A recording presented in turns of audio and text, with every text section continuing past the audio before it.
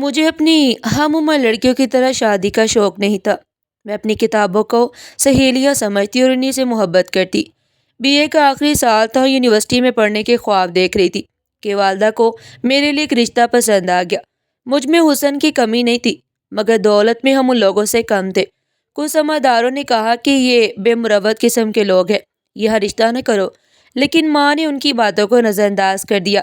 کہا کہ نعمان بیمار رہتے ہیں، تبھی وقت سے رحیلہ کے فرض سے فارغ ہونا چاہتے ہیں۔ حالانکہ والد اتنے بیمار نہیں تھے، بلکہ زبان خلق کو نظر انداز کرنے میں لڑکے کی خوبصورتی اور کچھ اس کی دولت بھی ایک وجہ تھی۔ میں اپنی شادی پر خوش نہیں تھی۔ میں ایم اے کرنا چاہتی تھی، لیکن ماں باپ کو رنجیدہ بھی نہیں کرنا چاہتی تھی۔ تبھی نہ انکار کیا اور نہ ضد کی، ان کے فیصلے پر سر تسلیم خم کر دیا۔ ایسے ہی بی اے کا رزلٹ آنے سے پہلے میری شادی دھوم دھام سے حمزہ سے ہو گئی۔ پہلے ہی روز دولہا اچھا لگا، خوبصورت، ہنس مکھ، شگفتہ مزاج۔ وہاں پر میری خوب آؤ بھگت ہوئی، میرا دل ان لوگوں کا ہو گیا۔ سوچا شادی تو ہونی ہی تھی، اچھا ہے وقت پر ہو گئی۔ مجھ سے چھوٹی 3 بہنیں تھیں، ان کی بھی شادیاں ہونی تھی۔ یہی سوچ کر یونیورسٹی نہ جا سکنے کے خواب کو دل کے صندوق میں ہی دفن کر دیا۔ شادی کو بمشکل 1 سال ہی گزرا تھا کہ اللہ نے ایک بیٹی سے نوازا۔ میں بچے کی پرورش میں لگ گئی۔ ساس نے موڈ خراب کر لیا، حالانکہ ملازمہ نوکر سب موجود تھے، مگر وہ ہر وقت حمزہ کے کان کھاتی کہ کام نہیں کرتی، گھر کی طرف توجہ نہیں دیتی۔ سبھی جانتے ہیں کہ پہلا بچہ پالنا بہت مشکل ہوتا ہے۔ میکے یا سسرال سے کسی نہ کسی کی سپورٹ کی ضرورت ہوتی ہے۔ بچی کی پرورش میں امی جان اور بہنیں تعاون کرتی تو میں وہاں چلی جاتی تھی۔ اس پر حمزہ کی امی اور بہنیں برا مانتی۔ بالآخر میکے جانا میں نے چھوڑ دیا کہ گھر کا ماحول خراب نہ ہو۔ امی ابو بھائی اور بہنیں سب پوچھتے کہ فون کرتے کہ اب کیوں نہیں آتی ہو۔ ان کو کیا بتاتی کہ یہاں سب برا مانتے ہیں۔ تبھی شوہر نے بھی انکار کر دیا کہ میکے نہیں جانا۔ ان سے کہتی کہ اپنے گھر سے کون سا سکون ہے۔ حالانکہ یہ بات ٹھیک نہیں تھی۔ اس گھر کا ہر فرد یہ احساس دلاتا کہ میں غریب گھرانے سے ہوں، اور امیر لوگوں نے بہو بنا کر مجھ پر احسان کیا، تو مجھے ان کا یہ احسان بھولنا نہیں چاہیے۔ کوئی سونے کا نوالا کھلائے اور کسی نہ کسی بہانے دل آزاری بھی کرتا رہے، انسان کا دل ٹوٹ جاتا ہے۔ تب پھولوں کی سیج کانٹوں کا گہوارہ بن جاتی ہے۔ یہاں کھانے پینے پہننے اوڑھنے کی کمی نہیں تھی، زیورات اور عیش کا سامان بھی تھا، لیکن سسرال والے جن نظروں سے مجھے دیکھتے، ان میں مجھے کمتر سمجھنے کا احساس چھپا ہوتا۔ اسی احساس کی لو پر میرا دل ہر لمحہ سلگتا اور پگھلتا رہتا۔ گلابی رنگت میں زردی گھلنے لگی، اور میں اس طرح کے ماحول میں نازوں میں پلی لاڈلی اس ماحول میں مرجھانے لگی۔ امی ابو ملنے آتے تو حیرت سے میرے چہرے کو دیکھتے۔ بہنیں سوال کرتی آپی تمہیں کیا ہوا ہے؟ میں کہتی کچھ نہیں، بس بچی جاگتی ہے نا، نیند پوری نہیں ہوتی۔ اور پھر یہ ہوا کہ میرا میکا جانا بالکل ختم ہو گیا۔ امی کے پڑوس میں نازیہ رہتی تھی جو میری ہی ہم عمر تھی۔ اتفاق سے اس کی شادی ہمارے ساتھ والے گھر میں ہو گئی۔ رخصت ہو کر آئی تو میرے پاس آنا جانا شروع کر دیا۔ ایسے نازیہ کی زبانی امی کو میرے حالات کا پتہ چلا۔ امی حیران تھی رحیلہ کس مٹی کی بنی ہے، اتنا کچھ برداشت کر کے بھی میکے میں شکایت تک نہیں کرتی۔ حمزہ زیادہ تر اپنے کاروبار کے سلسلے میں باہر رہتے تھے۔ رات کو آتے تو ماں جو رپورٹ دیتی اس کے مطابق ان کا رویہ میرے ساتھ ہوتا۔ شریف گھرانوں کی لڑکیاں ہر دکھ برداشت کر لیتی ہیں، مگر اس وجہ سے اپنا گھر نہیں چھوڑتی کہ ماں باپ کو تکلیف نہ ہو۔ میں نے بھی خاموشی سے شوہر اور ان کے گھر والوں کی شکایت نہ کی۔ ابھی بچی بمشکل 2 سال کی تھی کہ دوسری بیٹی ہو گئی۔ 2 ننھی منھی بچیوں کی پرورش میں سب کچھ بھلا دیا۔ انہی دنوں ساس بیمار پڑ گئی، ان کی خدمت کے لیے حمزہ نے ایک نرس کا بندوبست کیا۔ یہ لڑکی 16 سال کی تھی۔ اس نے ہمارے ساس کی دل سے دیکھ بھال کی۔ ایسی خدمت شاید سگی بیٹیاں بھی نہ کرتی۔ چلنے پھرنے سے معذور تھی، پانی تک نہ خود پی سکتی تھی۔ یہ لڑکی ہی انہیں نہلاتی، کپڑے بدلوا کر باتھ روم لے جاتی، وقت پر کھانا کھلاتی اور دوا بھی ٹائم پر دیتی۔ غرض جس خلوص سے فوزیہ نے اپنی ڈیوٹی انجام دی کہ گھر کے افراد اس کا شکریہ ادا کرتے نہ تھکتے تھے۔ فوزیہ ہماری مستقل ضرورت بن گئی۔ 7 دن میں چھوٹی نندوں کی شادیاں ہو گئی۔ گھر میں اور فوزیہ رہ گئی تھی۔ فوزیہ کے والدین کا انتقال ہو چکا تھا۔ وہ اپنی بڑی بہن کے گھر رہتی تھی جو شادی شدہ تھی۔ اس خاتون کا نام مصباح تھا اور وہ حمزہ کے آفس میں کام کرتی تھی۔ انہی دنوں میں 30ویں مرتبہ ماں بننے والی تھی میں، اور اماں جان کی خدمت کرنے سے معذور تھی۔ سوچتی تھی اگر فوزیہ نہ ہوتی تو نہ جانے ہمارے گھر کا نظام کیسے چلتا۔ میں تو اپنے بچوں اور ان کے مسائل میں پوری طرح الجھ چکی تھی۔ ایک دن فوزیہ کو بخار نے آ گھیرا۔ وہ اتنی بیمار ہو گئی کہ اٹھنا مشکل ہو گیا۔ حمزہ نے اس کی بہن کو فون کیا، مصباح آ کر اسے اپنے ساتھ لے گئی۔ فوزیہ کی جاتی ہمارے گھر کا سارا نظام الٹ پلٹ ہو گیا۔ حمزہ کام چھوڑ کر ماں کے سراہنے بیٹھنے پر مجبور ہو گئے۔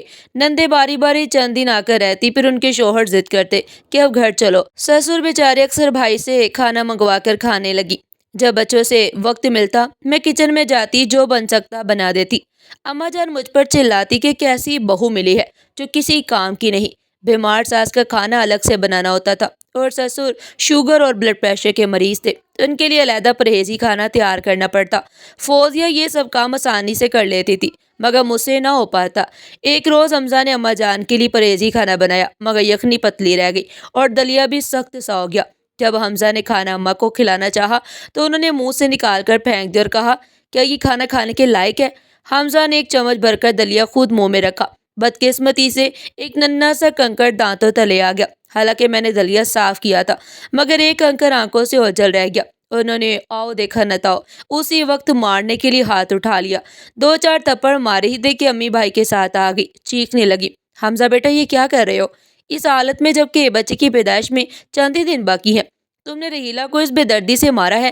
پھر مجھ سے کہا کہ میرے ساتھ چلو ورنہ یہ تمہاری جان لے لیں گے۔ حمزہ بولے، ہاں خالہ جی، آپ لے جائیے اپنی لاڈلی بیٹی کو، ابھی اور اسی وقت، ایسا نہ ہو کہ کچھ کا کچھ ہو جائے۔ امی نے غنیمت جانا مجھے اپنے ساتھ لے آئی۔ میں کہ آئے مجھے 4 دن ہوئے تھے کہ اللہ نے خیر و عافیت سے 2 جڑواں بیٹیوں سے نوازا۔ فون پر ابو نے حمزہ کو جڑواں بچوں کی خوشخبری دی، مگر وہ نہیں آئے کہ ان کی والدہ کی طبیعت خراب تھی۔ کہا جب امی جان ٹھیک ہو جائیں گی تو آ جاؤں گا۔ انہی دنوں وہ فوزیہ کو لینے مصباح کے گھر پہنچے۔ وہ اب ٹھیک ہو چکی تھی۔ مصباح سے درخواست کی کہ اپنی بہن کو بھیج دو، میری بیوی میکے میں ہے، اماں کو دیکھنے والا گھر میں کوئی نہیں، میں کب تک کاروبار چھوڑ کر بیٹھا رہوں گا۔ حمزہ نے مہربانی کی اور فوزیہ دوبارہ ہمارے گھر آ گئی۔ پھر سے سنبھل گیا۔ اماں جان مرتے مرتے بچی تھی، اپنے بیٹے کے سر ہو گئی کہ تم فوزیہ سے نکاح کر لو، مجھے ایسی ہی بہو چاہیے تھی۔ میری قسمت پھوٹی کہ میں اس کی صورت پر مر مٹی اور سست کام چور پھوہڑ لڑکی کو بہو بنا کر لے آئی۔ سب نے کہا کہ کیسے ہو سکتا ہے، اب تو رحیلہ 4 بچوں کی ماں بن چکی ہے، اس پر سوکن ڈالنا کسی طور مناسب نہیں۔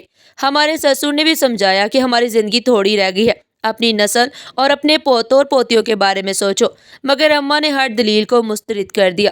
فوزیہ کا ہاتھ حمزہ کے ہاتھ میں دے کر کہا کہ یہ میری آخری خواہش ہے کہ تم اسی سے نکاح کرو گے، دیکھ لینا تم کو راحت اور سکون اسی سے ملے گا۔ غرض ہماری ساس نے ضد کر کے فوزیہ کا نکاح حمزہ سے کروا دیا۔ فوزیہ ایسا نہیں کرنا چاہتی تھی، مگر مصباح لالچ میں آ گئی، کیونکہ حمزہ نے کافی روپیہ پیسہ اس کو دیا اور ایک گھر فوزیہ کے نام کرنے کا وعدہ کیا۔ بہرحال یہ نکاح خفیہ ہو گیا، ہم لوگوں کو کانوں کان خبر نہ ہوئی۔ اس کے بعد حمزہ مجھے لینے آئے اور نہ ہی اپنے بچوں کو دیکھنے آئے۔ میرے بچوں کی پرورش ننیال میں ہونے لگی۔ سب کہتے تھے کہ ان کے سسرال والوں نے تو گویا بہو کو بلا ہی دیا ہے۔ ایک دن میری دونوں بیٹیاں اسکول گئی تو چھٹی سے ذرا پہلے حمزہ وہاں پہنچ گئے اور بچیوں کو اپنے ساتھ گھر لے گئے۔ ان کے جانے کے 5-10 منٹ بعد حسب معمول میرا بھائی انہیں لینے جب اسکول پہنچا تو پتہ چلا کہ بچیوں کو والد لے گئے ہیں۔ میں زیادہ پریشان نہ ہوئی کہ اب آپ لے گیا ہے، 1-2 دن میں بھی اپنے گھر چلی جاؤں گی۔ والد صاحب نے حمزہ کو فون کر کے پوچھا کہ بچیوں کو تم اسکول سے لے گئے ہو؟ اس نے جواب دیا، ہاں میں لے آیا ہوں، امی جان ان سے ملنا چاہتی تھی۔ بیٹا خبر تو کر دیتے، ہم بہت زیادہ پریشان ہو گئے تھے۔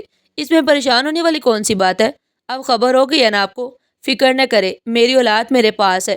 ایک دن نازیہ کی امی آئی اور بتایا کہ تمہارے شوہر نے دوسری شادی کر لی ہے، کیا تمہیں خبر نہیں ہے؟ ہاں خبر ہے، کر لی ہے تو کوئی بات نہیں، اس گھر کو فوزیہ کی ضرورت تھی، ایک اچھی لڑکی ہے۔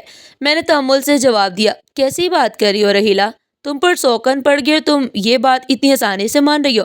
تو پھر کیا کروں خالہ، جب میں ساس کی خدمت نہیں کر سکتی اور گھر کو آسانی سے نہیں سنبھال سکتی تو کسی اور کو تو سنبھالنا ہے۔ سال ہونے کو آ گیا ہے، تم گھر کیوں نہیں چلی جاتی؟ میکے میں کیوں پڑی ہو؟ آخر کب تک یہاں رہو گی؟ 4 بچے ہیں تمہارے، یہ سوچا ہے تم نے؟ ہم تو اس انتظار میں تھے کہ حمزہ خدا کر کے تمہیں لے جائے، کیا خبر تھی کہ وہاں کیا کچی پکڑی ہے؟ میری بجائے امی نے جواب دیا۔ وہ رونے لگی۔ رو تو میں بھی رہی تھی، لیکن میرے آنسو دل میں گر رہے تھے، اور یہ سچ ہے کہ جو آنسو آنکھوں کی بجائے دل میں گرتے ہیں وہ پانی کے قطرے نہیں ہوتے، وہ دہکتے انگارے ہوتے ہیں جو وجود کو کھاتے رہتے ہیں۔ ابو نے حمزہ کو فون کیا مگر انہوں نے فون نہ اٹھایا، بچوں کی جدائی میں جان پر بنی تھی۔ نازیہ ماں کے گھر آئی اور میرے پاس بھی آئی، بتایا کہ فوزیہ بچوں کو بہت پیار سے رکھ رہی ہے، فکر مت کرو، تمہاری بچیاں ٹھیک ہے، وہ اب کسی اور اسکول جاتی ہیں۔ فوزیہ انہیں تیار کرتی ہے، ناشتہ کراتی ہے اور لنچ بنا کر بھی دیتی ہے۔ وہ اس بات سے خوش نہیں ہے کہ بچیاں تم سے جدا رہے، وہ چاہتی ہے کہ تم واپس گھر آ جاؤ۔ میں نے سب کچھ خاموشی سے سنا اور کوئی تبصرہ نہ کیا، بس یہی کہا کہ کوئی مسئلہ نہیں، اللہ کو یہی منظور تھا۔ اب جب نازیہ آتی تو کہتی واقعی فوزیہ بہت اچھی انسان ہے، وہ تمہارے شوہر سے کہتی رہتی ہے کہ رحیلہ باجی کو گھر لے آؤ، ہم دونوں مل کر رہیں گے۔ وہ اماں جی کو بھی سمجھاتی ہے کہ دوسری کی بیٹی کا خیال کرنا چاہیے، کسی عورت کا گھر برباد کرنا یا اس کے بچوں کو خود سے جدا کرنا ٹھیک نہیں۔ اس بات پر ساس اور فوزیہ میں کافی اختلاف رہتا۔ ایک دن ایک تقریب میں فوزیہ سے اچانک میری ملاقات ہو گئی۔ وہ میری دونوں بچیوں کو ساتھ لائی تھی۔ میں خود پر قابو نہ رکھ سکی اور بڑی محفل میں بچیوں سے لپٹ کے آنسو پر بھی اختیار نہ رہا۔ میری حالت دیکھ کر فوزیہ بھی رونے لگی، بولی باجی میں نے بہت منع کیا مگر مصباح باجی اور ان کے شوہر نے مجھے مجبور کر دیا، کہا کہ اگر ہمارا کہا نہ مانا تو ہمارے گھر میں رہنے بھی مت آنا، آپ کو قسم ہے اپنے رب کی، اپنے گھر آ جائیے، میں وعدہ کرتی ہوں اگر آپ نے حمزہ سے صلح کر لی تو میں آپ کی زندگی سے ہمیشہ ہمیشہ کے لیے نکل جاؤں گی، میں آپ کو اس طرح اپنے بچوں کے لیے تڑپتا نہیں دے سکتی۔ وہ واقعی دل سے کہہ رہی تھی اور میرے دل پر اس کی بات نقش کر گئی کہ دل سے نکلی بات اثر رکھتی ہے۔ اس کے بعد تو جیسے فوزیہ نے اپنا مشن ہی بنا لیا کہ وہ مجھے گھر لے جا کر ہی رہے گی۔ اس نے حمزہ کے بھی کان کھا لیے کہ باجی کو گھر واپس لاؤ اور اگر ان کے ساتھ حسن سلوک سے نہ رہو گے تو میں بھی نہیں رہوں گی۔ ایک دن نازیہ نے آ کر بتایا کہ فوزیہ ناراض ہو کر اپنی ایک سہیلی کے گھر چلی گئی ہے اور جھگڑا اس بات پر ہوا ہے کہ وہ تمہیں گھر واپس لانے پر ضد کر رہی تھی، اور یہ افواہ بھی سنی ہے کہ حمزہ اس کو طلاق دینے والا ہے۔ کچھ دن بعد میرے سسرال کے کچھ معزز لوگ ابو کے پاس صلح صفائی کے لیے آئے، حمزہ بھی ساتھ آئے۔ انہوں نے ابو سے معافی مانگی اور مجھے گھر لے گئے۔ میں اسی دن کے انتظار میں تھی کہ اپنے گھر لوٹ جانا چاہتی تھی، بچیوں کے بغیر نہیں رہ سکتی تھی۔ گھر میں قدم رکھتے ہی سکون مل گیا، جیسے کسی کو اپنی کھوئی ہوئی جنت واپس مل جائے۔ میرا کمرہ صاف ستھرا اسی طرح سجا ہوا تھا، ہر چیز بہت سلیقے اور قرینے سے رکھی ہوئی تھی۔ میری شادی کے وقت کی تصویر جو ہم نے وہاں سے نہیں ہٹائی تھی، اسے دیکھ کر مجھے یوں لگا جیسے دوبارہ ایک نئی زندگی مل گئی ہو۔ بچیاں دوڑ کر مجھ سے لپٹ گئی جیسے ٹہنی سے پھول لگ جائے۔ ایسا سکون پہلے کبھی محسوس نہیں کیا۔ لیکن فوزیہ جانے کہاں چلی گئی تھی، کس سے پوچھتی، کون جواب دیتا۔ ایک دن سو کر اٹھی تو دیکھا کہ ساس کے کمرے میں فوزیہ سو رہی ہے۔ وہ واپس آ گئی تھی شاید رات کو، جب میں اپنے کمرے میں سو گئی تھی 11-12 بجے۔ جب میں بچوں کے کاموں سے فارغ ہو کر آرام کرنے بیٹھی تو وہ آئی اور سلام کیا، بولی باجی اب مجھ سے منہ مت موڑ لینا، یہ سب کچھ میں نے تمہارے لیے کیا ہے۔ باجی اگر میں روٹ کر نہ جاتی تو تم کبھی اپنے بچوں کے پاس واپس لوٹ کر نہ آ سکتی۔ باجی زندگی چند دن کی ہے، مل جل کر رہیں گے، جس کا جتنا نصیب ہوگا اسے اتنا مل جائے گا، اس میں لڑنا جھگڑنا کیسا؟ میں تمہارے بچوں کی آیا بن کر رہوں گی، کیونکہ میرا میکا نہیں ہے۔ عزت کی زندگی صرف اسی گھر میں ملے گی۔ عورت کا نکاح ایک ہی دفعہ ہو تو بہتر ہے۔ اس کی آنکھوں سے بہتے آنسوؤں نے میرے دل پر گہرا اثر کیا۔ جب وہ اٹھ کر میرے گلے لگی تو میں نے بھی اسے گلے سے لگا لیا۔ سچ کہوں تو میں دل میں ٹھان کر آئی تھی کہ فوزیہ کی طلاق کراؤں گی، مگر اس کے حسن سلوک نے میرے ضمیر کو جگا دیا۔ وہ طلاق لینا نہیں چاہتی تھی اور میں اپنے گھر اور بچوں سے جدا ہونا نہیں چاہتی تھی۔ حمزہ نے بھی اس کے ساتھ عشق کی حدیں نہیں بڑھائی۔ وہ ماں کی وجہ سے مجبور تھے، معذور ماں کو میں سنبھال نہیں سکتی تھی، اور میں نے دل پر پتھر رکھ لیا۔ سوچا کہ اس لڑکی کو نکالا تو کہیں اللہ مجھ سے ناراض نہ ہو جائے، میرے بچوں کی خیر ہو، اس کی بد دعا سے کوئی اور بلا مجھ پر نہ پڑے۔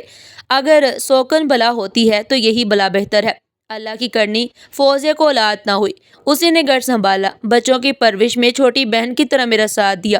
گھر کا سارا کام وہی کرتی اور میں آرام سے رہتی۔ حمزہ کی زندگی 2 حصوں میں ضرور تقسیم ہو گئی تھی، مگر میری نہیں۔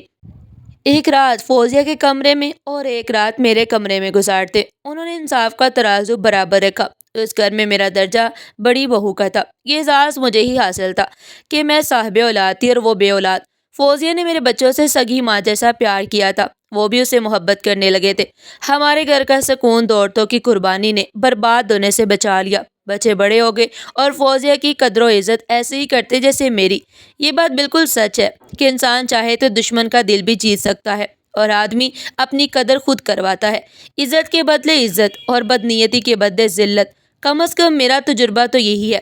آج میں بوڑھی ہو چکی ہوں، فوزیہ نے دکھ سکھ میں میرا ساتھ دیا، لہٰذا مجھے سوکن ہونے سے کوئی پریشانی نہیں۔ ناظرین، آپ کو ہماری آج کی کہانی کیسی لگی؟ کمنٹ سیکشن میں اپنی قیمتی رائے کا اظہار ضرور کیجیے گا، اور اس طرح کی مزید سبق آموز کہانیاں سننے کے لیے چینل کو سبسکرائب کریں، ویڈیو کو لائک کریں اور زیادہ سے زیادہ شیئر کریں۔ پھر ملتے ہیں ایک نئی کہانی کے ساتھ، تب تک کے لیے اللہ حافظ۔